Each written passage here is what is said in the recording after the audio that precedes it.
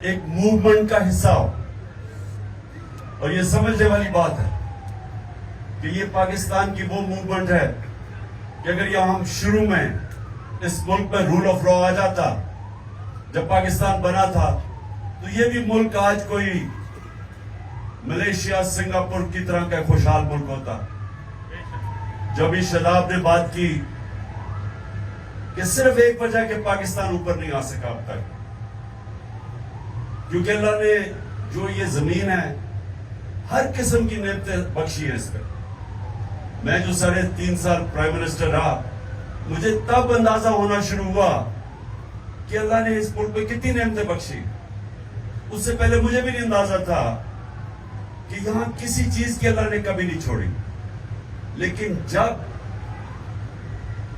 ایک ملک پہ انصاف نہیں ہوتا تو وہ حضرت علی کا قول ہے کہ کفر کا نظام چل جائے گا لیکن نا انصافی اور ظلم کا نظام نہیں چل سکتا. جو ملک خوشحال ہے دنیا میں جو بھی آپ دنیا میں جا کے دیکھ لیں جدھر خوشحالی ہے وہاں رول آف لا ہے.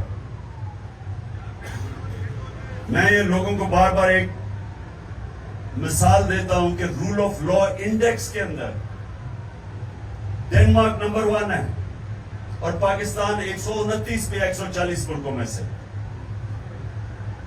ڈنمارک کی اوسط آمدنی پر کیپٹا انکم $68,600 ہے. پاکستان کی $1,600 ہے.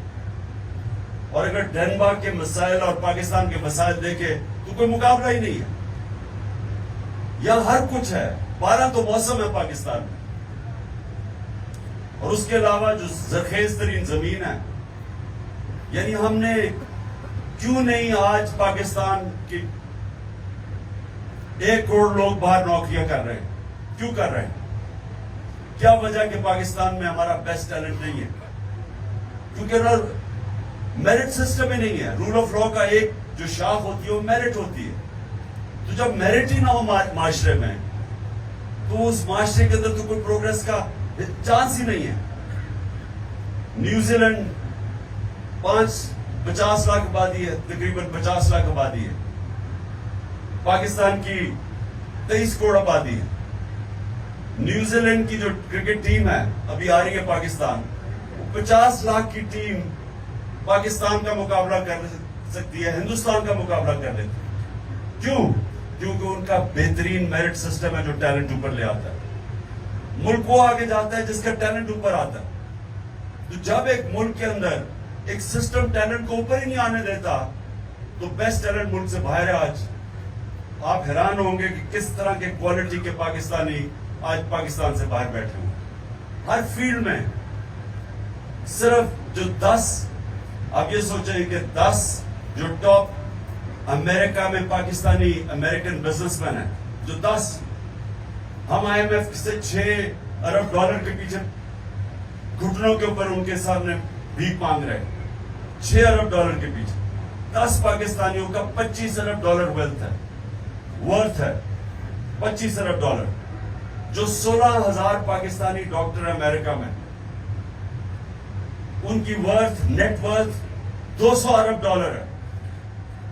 ہمارے صرف جو 20,000 پاکستانیوں نے جنہوں نے پراپرٹی لی ہوئی ہے دبئی میں, 20,000 پاکستانیوں نے $10.4 ارب کی پراپرٹی لی ہوئی. تو ملک غریب ہے, پاکستانی امیر ہے. اور اس کی وجہ صرف یہ کہ رول آف لا نہیں. طاقتور طبقہ قانون سے اوپر ہے, باقی لوگوں کو انصاف نہیں ملتا. جو طاقتور ہے وہ قتل کر کے بھی بچ جاتا ہے. جنہوں نے میرے پہ گولیاں چلائی میں FIR نہیں ان کی کٹوا سکا, ایکس پرائم منسٹر. اور پھر جو JIT بنی, ہم پنجاب کی گورنمنٹ میں ہیں, ہماری گورنمنٹ تھی تب پنجاب میں, ہماری پولیس تھی. JIT ہم پنجاب کے اندر اپنی گورنمنٹ میں ہوتے ہوئے ہم صحیح معنی میں ہمیں انہوں نے تفتیش کرنے نہیں دی. انہوں نے سیبوٹاج کر دیا. جو ریکارڈ تھا JIT کا وہ سیبوٹاج کیا. تو اگر میرے سے یہ ہو سکتا, سوچے عام آدمیوں سے کیا ہوتا ہوگا. جو عام ہمارا آدمی ہے وہ جکڑا ہوا ہے تھانہ کچہری پٹواری کی پالیٹکس پہ دیہات میں. وہی جاتا ہے انگلینڈ امریکہ جاتا ہے یورپ جاتا ہے. وہ کیوں اوپر چلا جاتا ہے؟ کیونکہ وہاں کوئی قبضہ گروپ نہیں ہے, رول آف لا ہے. وہاں کوئی طاقتور کمزور کی زمین پہ قبضہ نہیں کرتا, کیونکہ قبضہ گروپ تو کمزور کی زمین پہ کرتا ہے. لیکن وہاں کمزور کو تحفظ ہے, قانون ہے وہاں. جب حضرت ابوبکر, حضرت عمر اور جب حضرت علی خلیفہ بنے, سب نے پہلی سٹیٹمنٹ دی کہ ہم طاقتور اور کمزور کو قانون میں ایک برابر رکھیں گے, طاقتور کو قانون کے نیچے لے کے آئیں گے, انصاف قائم کریں گے. پہلی مشن سٹیٹمنٹس تھی ان کی, اور اس لیے مسلمان آزاد ہو گئے, اور وہ آزاد لوگوں نے ایک عظیم دنیا کی سپر پاور بن گئے. تو ہمارے سامنے تو رکاوٹ ہی ہے کہ اسٹیبلشمنٹ ہے وہ قانون کے اوپر ہے. یہ تو جو پارٹیز ہیں یہ چوری کر کے این آر او لے لیتی ہیں. کبھی سنا آج تک کسی یورپ امریکن کسی سسٹم میں کسی کو این آر او ملا؟ آپ پبلک کا پیسہ چوری کریں, کوئی دنیا کا مہذب معاشرہ آپ کو معاف نہیں کرے گا. پرائیویٹ چوری معاف کر دے گا, پبلک کا پیسہ کبھی معاف نہیں کرے گا. یا پہلے این آر او لے گئے 2008 میں, اور آپ پھر این آر او لے گئے. این آر او کا مطلب یہ ہے کہ جو میرے نبی صلی اللہ علیہ وسلم نے 1500 سال پہلے تقریباً کہا تھا کہ جب ایک قوم طاقتور مجرم کو سزا نہیں دیتی اور کمزور مجرموں کو سزا دیتی ہے, وہ تباہ ہو جاتی ہے. تو یہی تو نیا رو ہے. یہ آپ کے سامنے وہ جو انہوں نے 1500 سال پہلے بات کی تھی آپ کے سامنے ہے. کیونکہ چھوٹا چور نقصان نہیں پہنچاتا اتنا. پٹواری وغیرہ یہ جو چوری کرتے ہیں یا تھانے دار, وہ کیا کر لیں گے؟ زیادہ زیادہ ایک گاڑی لے لیں گے, جتنا بھی چوری کریں گے وہ ملک میں پیسہ رکھے گا. یہ اتنی بڑی چوری کرتے ہیں کہ ان کو پیسہ باہر بھیجنا پڑتا ہے. تو پہلے چوری کا نقصان, بڑی چوری کا, پھر جب پیسہ باہر بھیجتے ہیں, ڈالرز لے کے پیسہ باہر بھیجتے ہیں, تو ڈالر اینڈ میں کم ہو جاتا ہے, ڈالر اوپر چلا جاتا ہے, روپے کی قیمت گرتی ہے, مہنگائی آ جاتی ہے, غربت بڑھ جاتی ہے. یہ ہمارے ملک پہ نہیں, یہ ساری ڈیولپنگ ورلڈ کے اندر یہ مسئلہ ہے. نائجیریا تیل کے ذخیرے پہ بیٹھا ہوا ہے, سب سے زیادہ تیل ہے افریقہ میں, اور غربت بھی ہے. کیونکہ وہاں بھی وہ بڑے بڑے جو چور ہیں, وہ ڈاکو ہیں, ان کو نہیں پکڑ سکتے, وہ سارا پیسہ چوری کر کے باہر بھیج دیتے. تو ہمارا مسئلہ اور آپ سب کے لیے, کیونکہ آپ وہ کمیونٹی ہیں جو یہ سمجھتی ہیں, آپ قانون دان ہیں, آپ کو سمجھ ہے اس چیز کی. آپ کو سمجھنا چاہیے کہ یہ جو اب موومنٹ چل رہی ہے رول آف لا کی, اس کے یہ رکے گی نہیں ابھی, کیونکہ یہ جدوجہد, یہ جہاد ہے. انصاف جو ہے, ابھی آپ نے اور زندہ ہونا ہے انشاءاللہ, اس سے زیادہ میں آپ کو سنتا دیکھوں.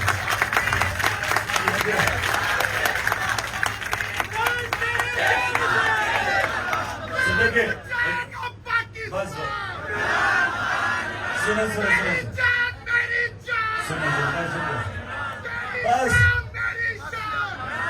سنو میری بات. ابھی ساری انرجی یہی نہ ختم کرتے, گھوسے میں ویسے کم ہوگی, چور بجا کے کر دیں گے. ابھی میری بات سن لیں, آگے ابھی آپ کے امتحان ہیں, کیونکہ اس وقت ایک بڑا تکڑا مافیا اس ملک میں قانون کی حکمرانی نہیں آنے دے رہا. انہوں نے پوری کوشش کرنی ہے. یہ جو بھی 90 دن کے اندر جو سپریم کورٹ, اور ہم داد دیتے ہیں آج سپریم کورٹ کو اور چیف جسٹس کو,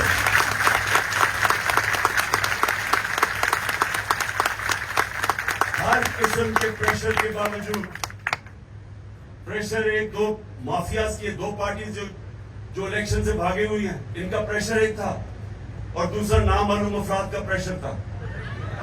تو ان دونوں نے, اس لیے ہم داد دیتے ہیں اپنے چیف جسٹس کو کہ وہ پریشر برداشت کر گیا.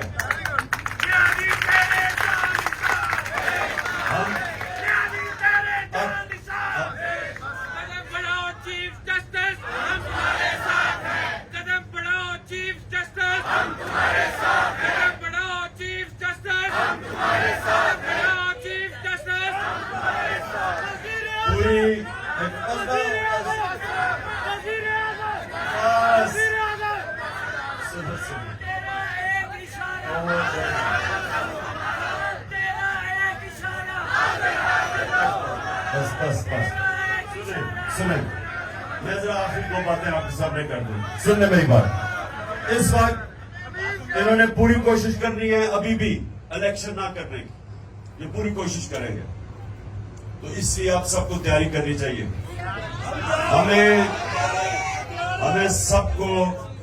ہمیں سب کو سڑکوں پہ اس لیے نکلنا پڑے گا کہ یہ جو قانون کی حکمرانی کا اصل میں مقصد ہوتا ہے آزادی. حقیقی آزادی جو ہوتی ہے وہ آتی ہے انصاف سے. فنڈامنٹل رائٹس جب آپ کے ایک ملک کا نظام ان کی حفاظت کرتا ہے تو لوگ آزاد ہو جاتے ہیں.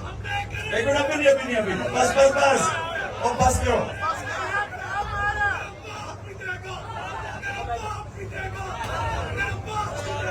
دیکھو نعروں سے آزادی نہیں ملتی. آزادی کوئی پلیٹ میں پکڑا کے نہیں دیتا. جدوجہد کرنی پڑتی ہے اور اس کے لیے حقیقی آزادی کے لیے انشاءاللہ ہم نے پوری طرح جدوجہد کرنی ہے. اور آپ سب نے مل کے اور سب وکیلوں کو ILF آپ کا کام ہونا چاہیے. باقی بھی آپ باقی بھی وکیلوں کو ملائیں کیونکہ سارے وکیل آئین اور قانون کے ساتھ کھڑے ہیں. ان سب کو ملا کے آپ کو یہ جو مافیاز ہیں, وکیلوں میں بھی مافیا ہے. مافیا کا حصہ پیسہ چل رہا ہے, ان کو تو پیسہ چل رہا ہے. تو آپ کو تیار ہونا پڑے گا, نظر رکھنی پڑے گی. ابھی بھی یہ الیکشن سے نکلنے کی کوشش کریں گے اور ہم نے ان کو الیکشن سے نکلنے نہیں دینا. یہ جو آپ کو پتا نا, ہم جب چھوٹے میں جب کرکٹ کھیلتا تھا بچپن میں, تو جب ایسی بھی روندوں ٹیمیں آتی تھی وہ جب ہارنے لگتی تھی نا, وہ وکٹیں اٹھا کے بھاگ جاتے تھے. تو اب یہ بھی وکٹیں اٹھا کے بھاگ رہے ہیں. ہم کہہ رہے ہیں واپس آؤ, کھیلو میچ, بھاگ رہے ہیں.